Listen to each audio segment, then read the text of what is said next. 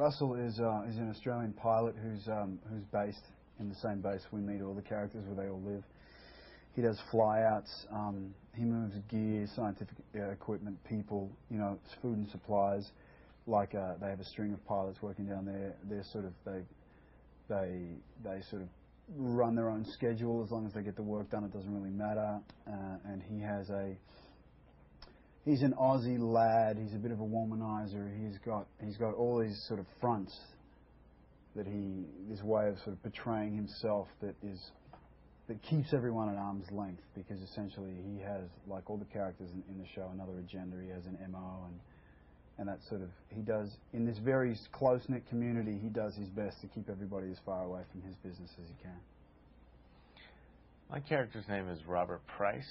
I am an ex-Marine, Special Forces soldier, now working for the UN.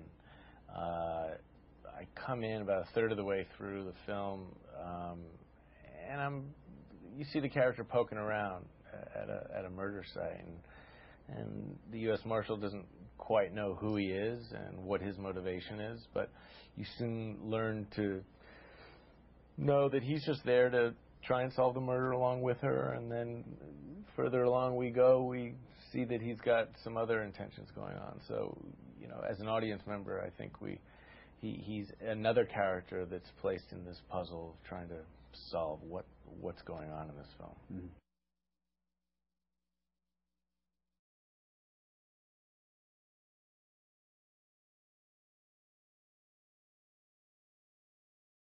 We shot in northern Manitoba on the frozen lakes, which is about 3 hours north of Winnipeg, and it was cold. It was sort of minus 40, minus 50, and we spent the first couple of weeks there, and then we went to Montreal and we spent a few months in the sound stages and did all the internal stuff we needed to do. The great thing about doing all the exteriors where we did them in the conditions that we did them in is that essentially that's very close to the conditions where this film is situated and where these people live and have to survive. And it changes how you feel. It changes your blood pressure drops. You get dizzy and euphoric. The simplest tasks become difficult. You can't see the horizon for the edge of the ice, and so you can get disorientated very quickly. So it was very helpful as an actor.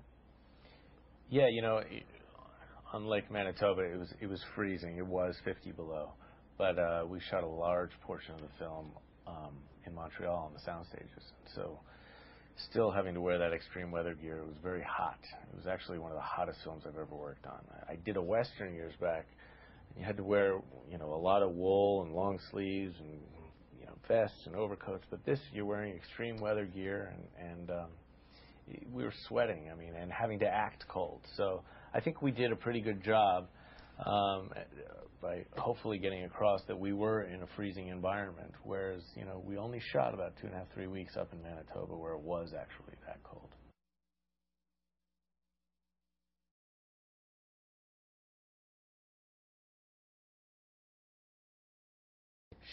She's terrific. This film is very heavy and serious in its approach to the storytelling, and in between takes, she's just making the whole crew and all of us laugh, and she really keeps a light, levity.